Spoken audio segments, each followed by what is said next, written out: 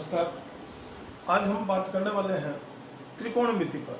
इससे पहले मैंने 2 वीडियो माध्यमिक में डाले हैं, उनको एक पाइथागोरस प्रमेय और समकोण त्रिभुज पर आधारित मैंने डाले थे। लेकिन क्योंकि 10th में इस बार ट्रिग्नोमेट्री है, 9th में नहीं थी, इसलिए हमको क्या करना पड़ेगा, इसको छोटी छोटी चीज़ों से सीखना पड़ेगा।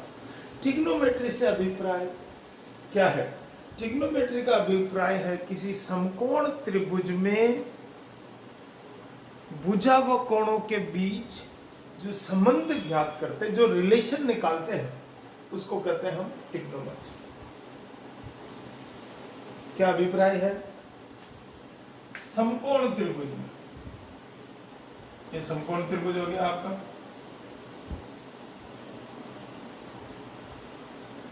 इस समकोण त्रिभुज में 3 कोण होंगे।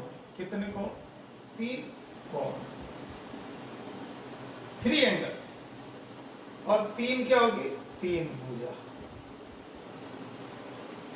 और 3 ही इसमें शीर्ष है। क्या है? 3 कोण है, 3 भुजा है, और 3 ही इसमें शीर्ष है। 3 कोण ए बी सी, 3 भुजा ए बी बी सी ए सी, 3 शीर्ष ए बी सी। ठीक है। इसमें समकोण त्रिभुज में एक कोण 90 डिग्री का होगा। शेष दोनों कोण कितने के होंगे? शेष दोनों कोण होंगे न्यून कोण। क्या होगा? न्यून कोण होगा, और इसका योग और इनका टोटल होगा 90, 30, 60, 45, 45,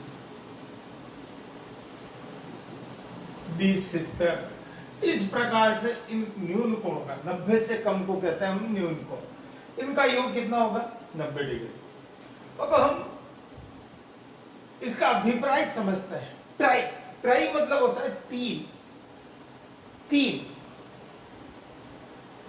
गौण का मतलब होता है भुजा, साइड, और मेट्री का मतलब होता है माप।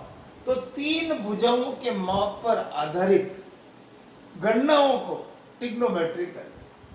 3 भुजाओं के माप के आधार पर जिसमें कोण से गणना होगी, उसको क्या कहते हैं? ट्रिग्नोमेट्री। अब यहां पर हम थोड़ी सी छोटी छोटी जानकारी, क्योंकि हमको पाइथागोरस प्रमेय है, 2 वीडियो में हम पढ़ चुके हैं। समकोण त्रिभुज में सबसे बड़ी भुजा कर्ण कहलाती है।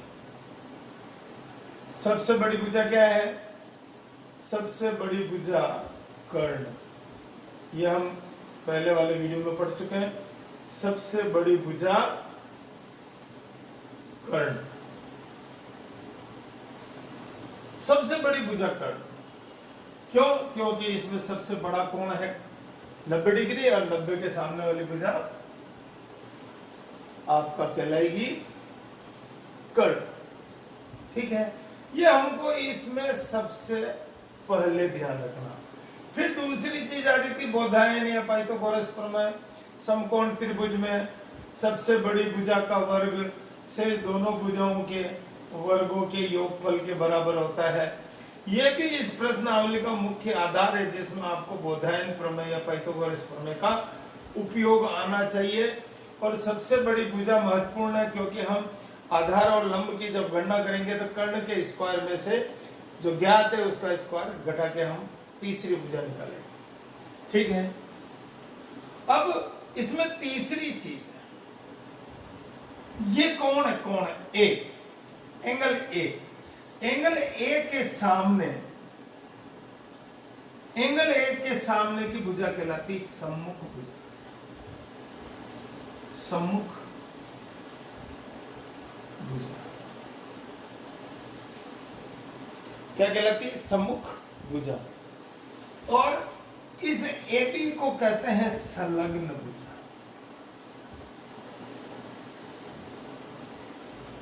संलग्न भुजा। कोण ए के सामने वाली भुजा कहलाती सम्मुख भुजा, और कोण जिस पर स्थित है वो भुजा कहलाती संलग्न भुजा। इसी प्रकार अगर हम कोण सी की बात करें, कोण सी की बात करेंगे, देखिए ये कोण सी है आपका, ये होगी सम्मुख भुजा,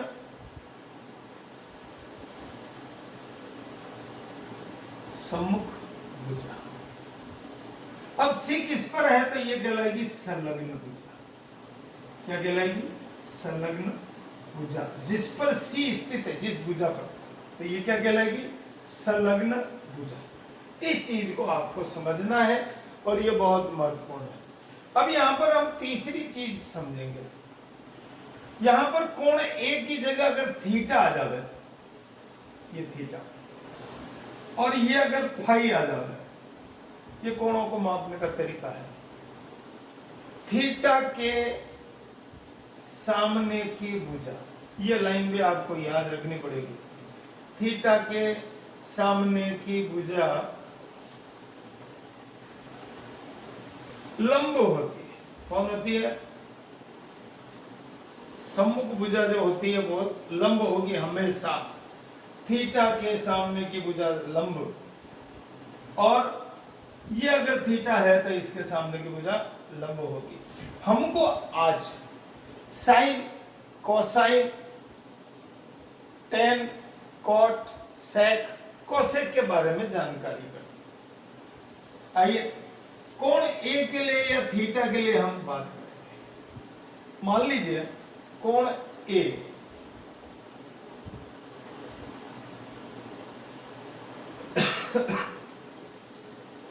कोण ए का मान ज्ञात करना है। साइन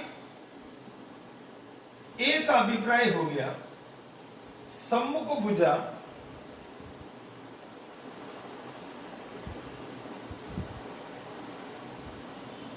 बटा, सम्मुख भुजा बटा कर्ण। अब आप देखिए सम्मुख भुजा कौन सी है? सम्मुख भुजा है BC और कर्ण क्या है? AC। तो आपका साइन का मान क्या है? साइन A BC बटा AC। आपको पाइथागोरस प्रमेय में सिखाया था, इसको L कहते हैं, इसको K कहते हैं और इसको A कहते हैं। तो मैंने यह लिख दिया L बटा K। यह हमारे को ये याद रखने में आसानी रहेगी, L बटा K। इसी प्रकार cos A की वैल्यू निकालनी हो तो आएगी संलग्न भुजा बटा कर्ण, बटा कर्ण।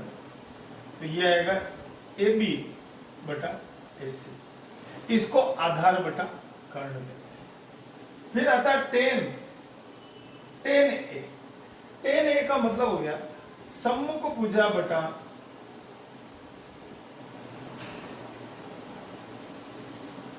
संलग्न भुजा।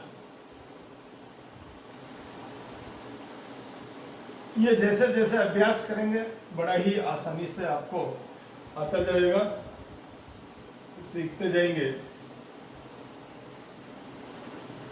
L बटा साइन ए की वैल्यू अगर हमको आती है L बटा K, कोस ए की वैल्यू संलग्न बटा कर्ण, टेन थीटा की सम्मुख भुजा बटा संलग्न भुजा। इस साइन का अपोजिट या उल्टा होता है कोसेक ए। कोसेक ए का मतलब इसका उल्टा हो जाएगा कर्ण बटा सम्मुख भुजा, कर्ण बटा सम्मुख भुजा, जिसको हमने कर्ण बटा लंब, इसका अभिप्राय क्या हो गया? फिर आएगा सेक ए, कर्ण बटा संलग्न भुजा।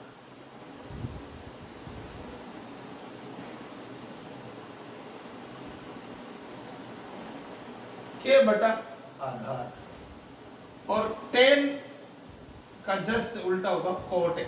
इनके कुछ रिलेशन है, धीरे धीरे आप पढ़ते जाओगे आपको समझ में आता जाएगा। संलग्न भुजा बटा सम्मुख भुजा,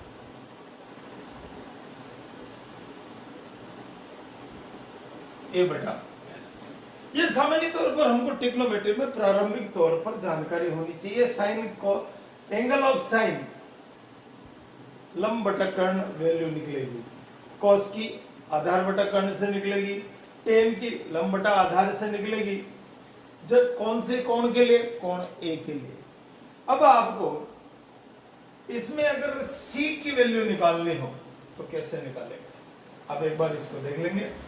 मैं दोनों वैल्यू हैं एक साथ त्रिभुज में निकाल के आपको बताना चाह रहा हूं। देखिए कोण ए में कौन बदलेगा और कोण सी में कौन बदलेगा।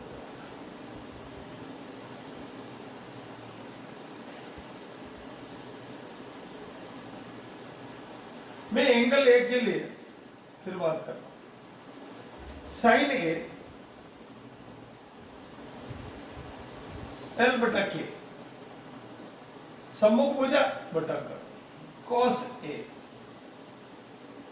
आधार बटा कर, टेन ए लंब बटा आधार, कोट ए, इसका क्रम लिखने का ए बटा सेक ए, के बटा ए और कोसेक।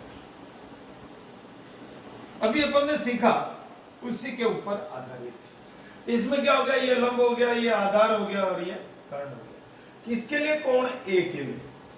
कोण ए के मान, अगर हम कोण सी का मान निकालना चाहें, हमने एक ही चीज सीखी है, जब भी ये क्वेश्चन करेंगे हमको ये ध्यान रखना पड़ेगा कर्ण कौन सा है। कर्ण हमको मालूम चाहिए 90 डिग्री के सामने का कर्ण। अब कोण सी की बात जब कर रहे हैं तो कोण सी के सामने कौन सी सम्मुख भुजा कौन सी होगी? ये आपका लंब हो जाएगा। इसमें और इसमें यही अंतर है। कोण ए के सामने की भुजा ये लंब है, कोण सी के सामने की भुजा ये लंब है और ये आधार हो जाएगा। यही परिवर्तन है, ये हमको सीखना है। कोण सी का मान, कोण सी के मान के लिए साइन ए। अब आपका लंब कौन सा हो गया? ए बी, तो एल बटा के। आपको बस ध्यान रखना है मान कौन सा है।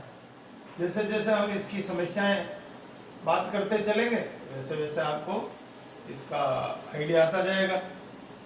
10 या ए की जगह हमको लिखना पड़ेगा सी, 10 सी एल बटा ए।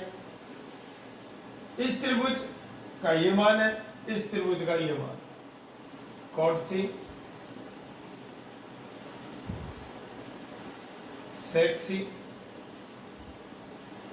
और कोसेक सी।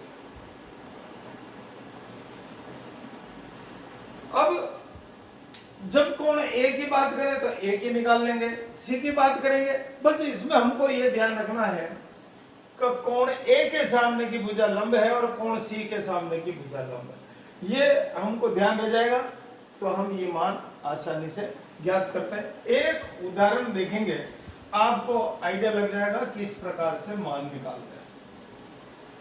किसी समकोण त्रिभुज में, ये समकोण त्रिभुज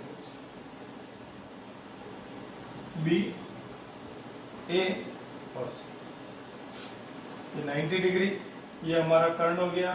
कोण ए के मान निकालने, कोण ए पे मैंने इस पे बात कर ली, ये लंब और आधार हो गया। अब क्वेश्चन क्या कह रहा है कि किसी समकोण त्रिभुज में भुजा AC का मान है 5, भुजा AC की वैल्यू 5 है और आधार 4 दे रखा है। इसमें मेरे को सबसे पहले क्या निकालना पड़ेगा?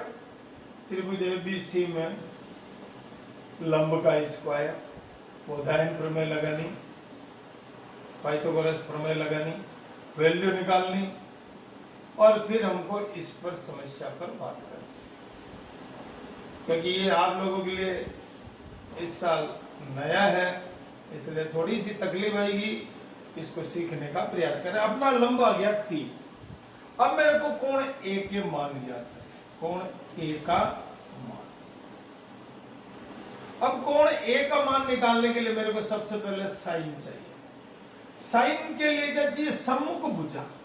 सम्मुख भुजा कौन सी है? BC बटा AC। इसको मैं लंब बटा कर्ण लिखता हूं और लंब की वैल्यू कितनी है? 3। इसकी वैल्यू कितनी हो जाएगी 3/5। फिर मेरे को कॉस चाहिए संलग्न भुजा बटा कर्ण, ए बटा क्या 4/5 tan a। और tan a निकालने के लिए मेरे को क्या चाहिए BC बटा सम्मुख भुजा बटा संलग्न भुजा, तो L बटा A। मेरे को क्या करना है जहां L लिखा हुआ है A लिखा हुआ है वहां से वैल्यू यहां लिखनी, बस कोण का ध्यान रखना है 3/4। अब यहां पर समझेंगे साइन की वैल्यू मैंने क्या लिखी L बटा K, L का मान 3 है, K का मान 5, cos का मान 4/5, tan का मान 3/4। अब साइन का जस्ट अपोजिट होता है cosec A, और इसकी वैल्यू जस्ट इसकी उल्टी होती है K/L। K का मान कितना 5/3, cos का उल्टा होता है sec AC/AB, K/A 5/4, cot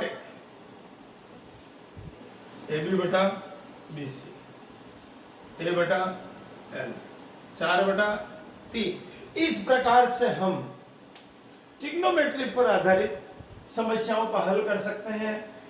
इसमें आपको अलग अलग वैल्यू दी आएगी, अलग अलग समस्याएं आएगी, आपको उसको हल करना है, समझना है। अगले वीडियो में अगली समस्या पर बात करेंगे। धन्यवाद।